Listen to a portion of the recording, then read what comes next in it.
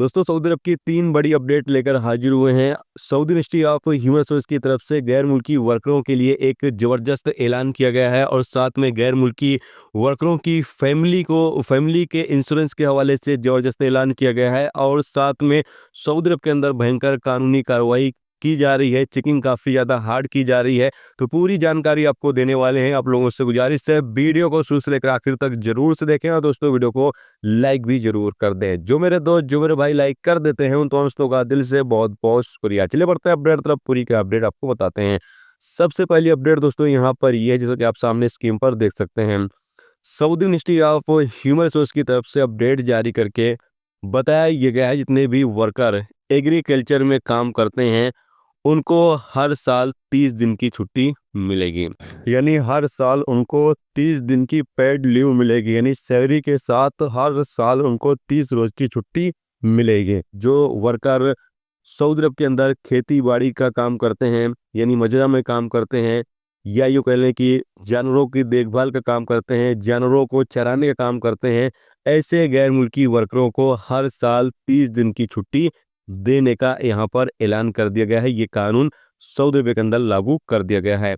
जबकि आगे बताया ये गया है कि ईद उल फित्र और ईद उल अधा के मौके पर, यानी ईद और बकरा ईद के मौके पर भी उनको 3 से 4 रोज की छुट्टी मिलनी चाहिए और साथ में नेशनल डे की छुट्टी उनको मिलनी चाहिए और फाउंडेशन डे की भी उनको छुट्टी मिलनी चाहिए। और यहाँ पर कहा यह गया है कि हर हफ्ते उनको 1 दिन का रेस्ट मिलना चाहिए, यानी पूरे 24 घंटे का वर्कर को आराम मिलना चाहिए। यानी हफ्ते में किसी भी दिन 1 दिन का पूरा उनको 24 घंटे का रेस्ट मिलना चाहिए। और साथ में यहाँ पर कहा यह गया है कि डेली बुनियाद पर उनसे 8 घंटे ही सिर्फ ड्यूटी ली जा सकती है। अगर 8 घंटे से ज़्यादा ड्यूटी ली जा रही है तो वर्कर को ओवर टाइम भी दिया जाना चाहिए।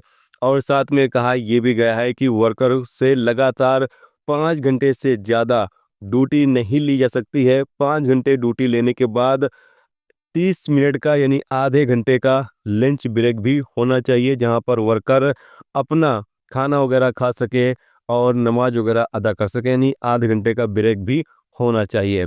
आगे बताया यह गया है कि 21 साल से कम उम्र के लोगों को इस काम पर नहीं रखा जा सकता है। यानी अगर बंदे की उम्र 21 साल या 21 साल से कम है तो उसको इस काम में नहीं रखा जा सकता, इसके ऊपर पाबंदी लगाई गई है।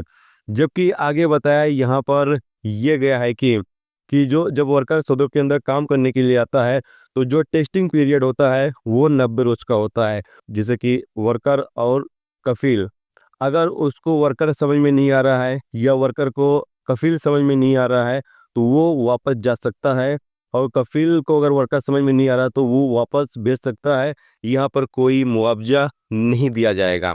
यानी अगर कफील भेज रहा है तब भी आपको कोई मुआवजा नहीं मिलेगा वर्कर को, और वर्कर फिर जाना चाहता है तो वर्कर भी कोई मुआवजा कफील को देने का पाबंद नहीं होगा।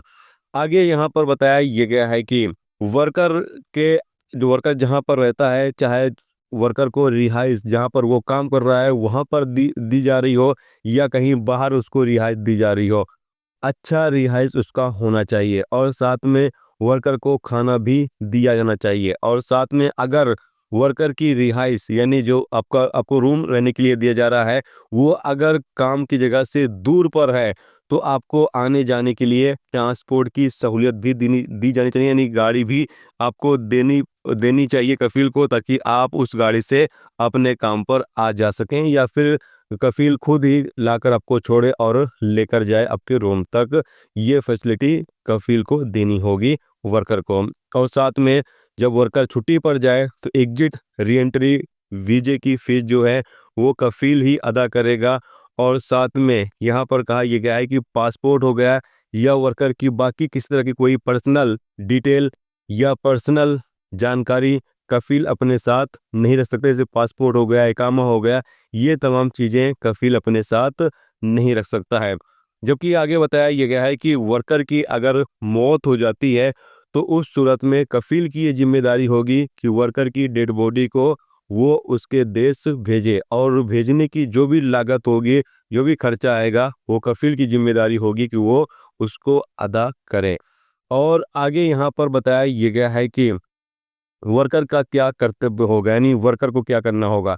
तो कहा यह गया है कि वर्कर का जो शेड्यूल है काम का, उसका वो पालन करें और साथ में अपना काम जिम्मेदारी से और ईमानदारी से करें और साथ में समय की पाबंदी करें, यानी जितना आपका ड्यूटी टाइमिंग है उसकी आपको पाबंदी करनी चाहिए।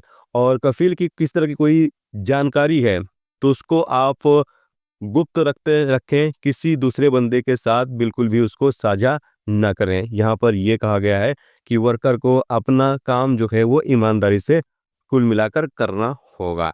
तो ये एक बड़ा ऐलान किया गया है ऐसे गैर मुल्की वर्कर जो एग्रीकल्चर यानी मजरे में काम करते हैं, बकरी वगैरह चरानी काम करते हैं, उन लोगों के लिए, जो लोग पशुपालन का देखभाल करते हैं, उन लोगों के लिए ज़बरदस्त ऐलान किया गया है। इसके अलावा अगली अपडेट ये है कि सऊदी अरब के अंदर जो भी कंपनी या कफील अपने वर्कर की फैमिली का इंश्योरेंस नहीं बनाकर देता है तो उस पर अब जुर्माना किया जाएगा। यहाँ पर मिनिस्ट्री ऑफ ह्यूमन रिसोर्स की तरफ से कहा यह गया है जितने भी वर्कर सऊदी अरब के अंदर काम करते हैं उनकी फैमिली का इंश्योरेंस कंपनी और कफील की जिम्मे होगा कि वो उनको बना कर दें। और अगर कंपनी और कफील वर्कर की फैमिली का इंश्योरेंस जारी नहीं करता है या नहीं बनाता है तो ऐसी सूरत में कंपनी और कफील के ऊपर जुर्माना लगाया जाएगा। बताया यह गया है कि जिस कंपनी या इदारे में जितने वर्कर काम कर रहे होंगे उसी के हिसाब से जुर्माना लगाया जाएगा। अगर किसी कंपनी में 50 या 50 से ज़्यादा वर्कर काम कर रहे हैं तो फिर 1000 रियाल का जुर्माना लगाया जाएगा। और अगर किसी कंपनी में 21 से लेकर 49 वर्कर काम कर रहे हैं तो 500 रियाल का जुर्माना लगाया जाएगा।